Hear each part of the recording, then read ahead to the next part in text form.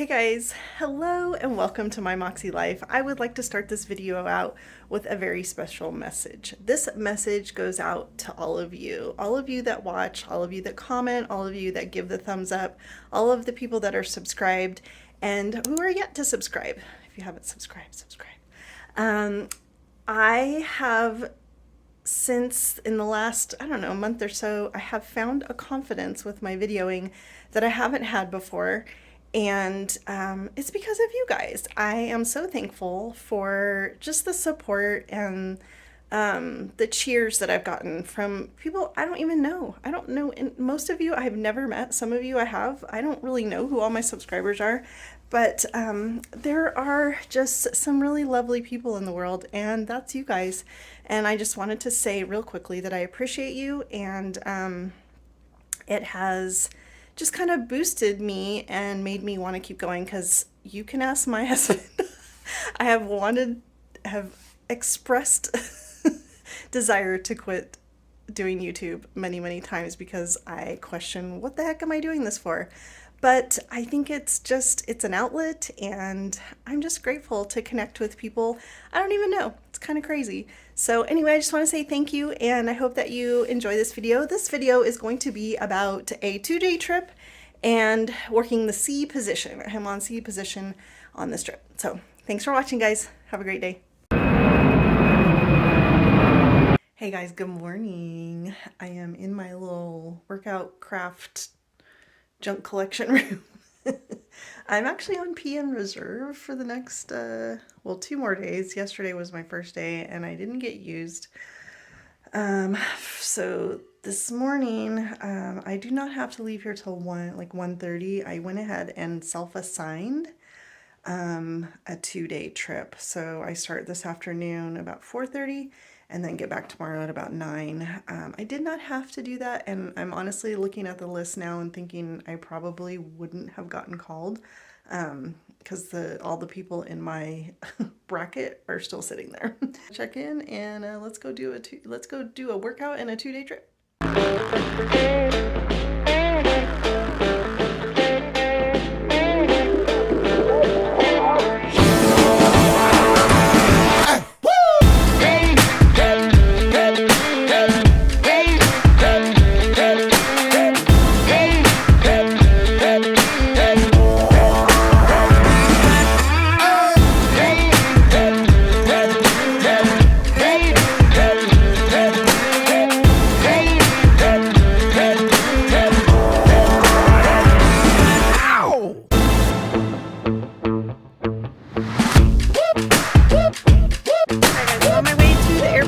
It's about 1:30 in the afternoon. My report time is 4:25.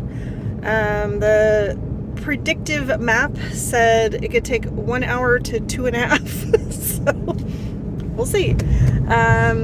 I was gonna tell you guys why I decided to self-assign versus being at home, because I looked at the list and the girl who was above me is still on the list. So I would still be on the list too, but for me, the uncertainty of how long it will take me, what time they might call me, just outweighs my desire to stay home. And honestly, I would rather be flying. If I'm supposed to be on, I'd rather be working than just sitting around at home. All right, friends, I made it to the airport. It took me an hour and a half. So that's not too bad. I mean, the predictive said 1:20 to 2.5, so it could have been worse. Anyway, I'm here now, and I stopped and got a super nutritious little snack. Okay, I only have like a 5.5 hour duty day today, so this is actually like half of a trip. I looked, and the original trip, this is like a 3-day, the second half of a 3-day that somebody must have called out sick for the second half or whatever. I don't know. Anyway, so we have 2 legs. I'm going to Oakland and then Spokane. Oakland's about an hour, and then Spokane's about 2 hours. And then have, I want to say, a 14 or 15 hour overnight in Spokane, because we get in at 9:30, we leave at like 1, 10, 11, 12, 1. Yeah, like 16. 16-ish maybe. I don't know. Anyway, not enough time to really do anything because we get in like evening time, and then I will probably maybe go for a run or something in the morning. We will see what the weather is like. It looks like it's supposed to be nice but cold. I love 2-day trips, and let me tell you why. It's like you're just like, it's like you went on a sleepover and then you're home the next day. It makes me very happy. Yeah, so it kind of hardly feels like you're away from home at all. But yeah, I was kind of explaining why I like or why I self-assign if I can and if it makes sense, versus just being at home. Believe you me, I do like being at home, but it just makes more sense because there's so many factors that play into me getting here. Now, if I lived closer, I would absolutely not do that because then, you know, the 2-hour call out would be super, like, no problem. But you just never know. So today would have been fine because I wouldn't have been rushed or whatever at this time, but you just never know because there was traffic. Okay, I'm rambling, I'm babbling. Anyway, I'm gonna go. I had a great birthday, by the way. Everyone, thank you so much for my birthday wishes. I had super fun. We went out, a few of us went out dancing on Friday night. I haven't been out doing that in so long, and it was really fun. I love to go dancing. Not everyone that I'm friends with loves that, but I do. And then Saturday, so that was Friday. Saturday, what did we do on Saturday? You know what? I stayed in my PJs literally all day and did nothing. It was lovely. And then Sunday, I had church, and then we usually go to this brewery right after church. And there's like there's food trucks and stuff. And my friend brought a dessert for my birthday, and that was lovely. Hung out with some buddies. And then Monday, which was my actual birthday, didn't really do much, just kind of hung out, went and worked out with a friend, and I was getting my nails done, but I was like, no, I'm just going to go with the press-ons. $8. And then we went out to dinner. I wanted this Italian place, but it was closed on Mondays, which I did not realize. So we went to this other Italian place downtown, which was not the best. Used to be really nice, but I don't know, the service was kind of iffy, so that's all I have to report right now. I'm gonna eat my little treat snack, and then I'm gonna walk over to the airport. I'm working the C position today, so I will be in charge of the exit row briefing, and then I just clean. That's the responsibility of the C at the end of the flight, is to pick up all the trash and fix the seatbelt. So not my fave, but you know, you take what you get. All right, we'll talk more later, shall we? On the beginning of this trip, I worked on the 737-800, which had a G7 galley, which means the C position doesn't go to the back for service. They have their own little galley space in the front, which is really nice. So we're not all crowded up in the back. So I usually just check out to make sure I have ice and everything's stocked up, the trash is empty. And then as the C, you want to make sure that all of the safety information cards are where they're supposed to be. This one should have 2 because there is no seat in front of that third seat in this row. And then I just usually check out the doors, make sure they look good, the covers are on the handles.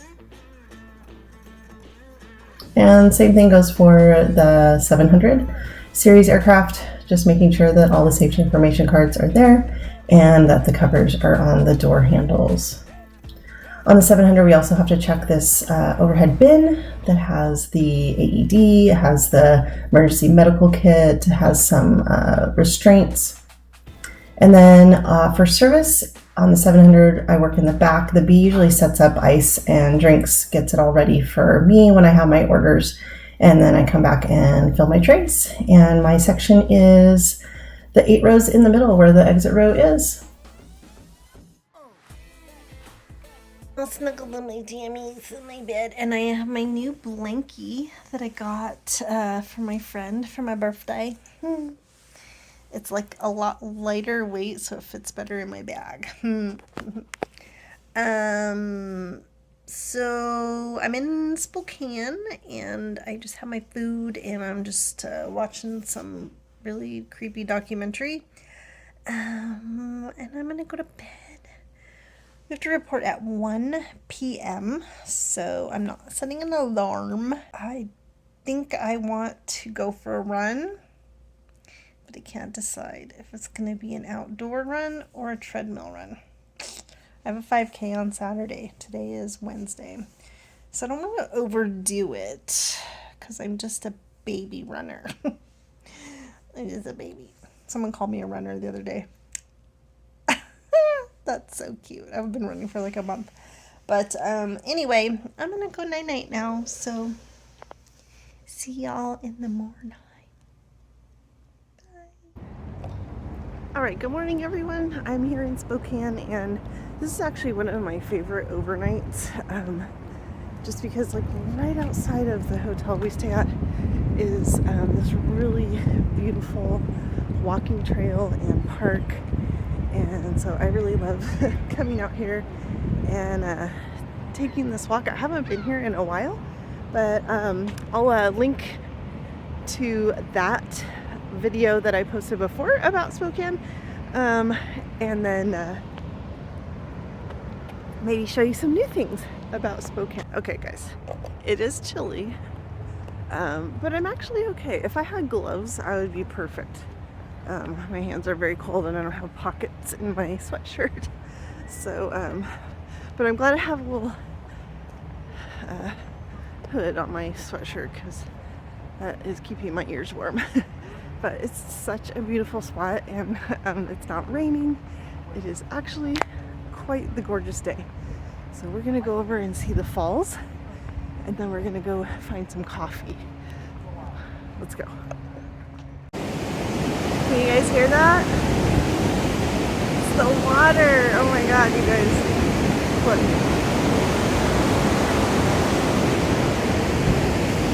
So the last time I was here, I did not venture out this far. This is freaking beautiful.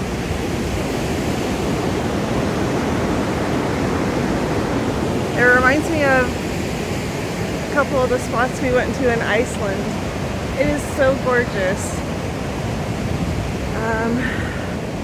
I want to give an encouragement if you are a new flight attendant and just going on overnights and kind of getting your bearings. I really encourage you to go out and see like the areas that you are in, because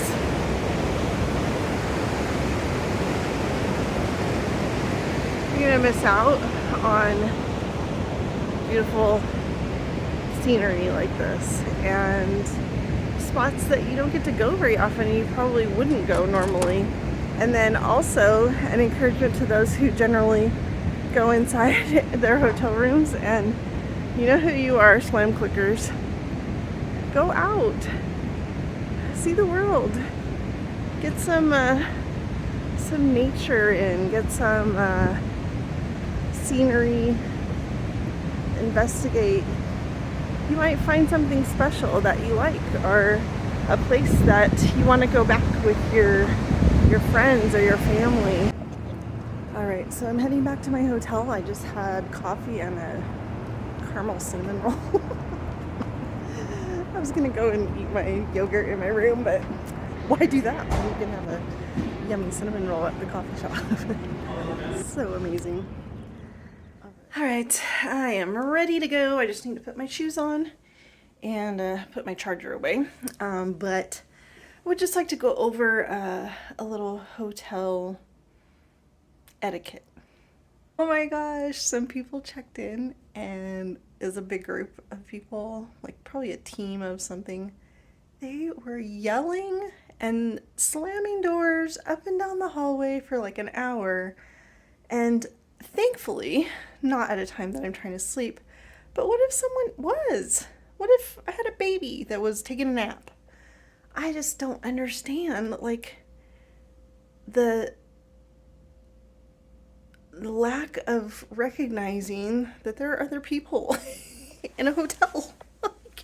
You're not in your house. So, y'all, when you check into hotels, just be cognizant that other people exist. Oh my gosh, it just blows my mind. Anyway, am I being sassy? Sorry.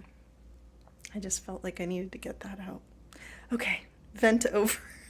So I'm the lucky winner today of the random. So most of the times you go through KCM and you just walk straight through. Of course, there were 6 Delta crew members in front of me, and who got picked for the random? Me. So now I have to go through regular security. Lucky me. Hey friends, I made it home. For some reason, everyone had a problem boarding today. I don't know what the deal was. All right, anyway, I'm gonna go to bed now. And I think that's where I'm gonna wrap up this vlog. Hope you guys enjoyed it. See you next time. Thanks for watching. Have a great day. Bye. Good morning, friends. I forgot to tell you guys something. Oh my gosh, I can't believe I forgot this. So it's the day after my trip. I'll try not to have glare in here. It's the day after my trip, and I forgot to tell you guys the drama. So we had to have the police meet the aircraft. And I don't think I've ever had to do this. This is a first for me. And honestly, like, we didn't ask for the police to come. The pilots did it for us. We had the best pilots. They were like super backed us up, but we just had a passenger who he was just behaving really bizarrely. Like, he was very agitated at one of the other flight attendants, and he kept saying, I don't feel safe, I don't feel safe. And we were trying to figure out what was making him feel unsafe. But then when I said, oh, I'll go, talk to her and see if she's okay, like, he thought, she was like not doing her job or something. And he's like, no, don't talk to her, don't talk to her. So we were just like, where's this gonna go? And then it was like super manic too, because then I walked by him one time and he was like just chit-chatting with his neighbor, like, life was normal.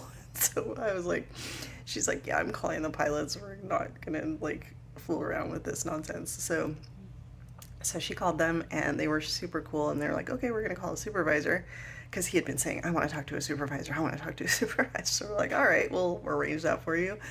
And then the pilots are like, yeah, I just figured we'd make sure the police were available just in case. And so open the door, and there's like 2 supervisors, 2 cops. It was just like, whoa. So I just like kind of stood back at the galley. I was like, oh, I'm not here. You know that that Homer Simpson little clip where he's like fades into the bushes. That's what I felt like. The Provo guy's like, here, come here, hide over here. I was like, I don't want to be involved. So anyway, it all worked out fine, I guess. I don't know what he was thinking. Like, he thought she was not okay to fly or something, but I don't know if he had been drinking or what, but thankfully it was a peaceful ending to a very weird situation. And of course we had one more flight after that, so that was kind of crazy. But anyway, so that is the story that I forgot to tell you, is that the police met the aircraft. Anyway, all right, that's all I have to tell you about that story, so peace.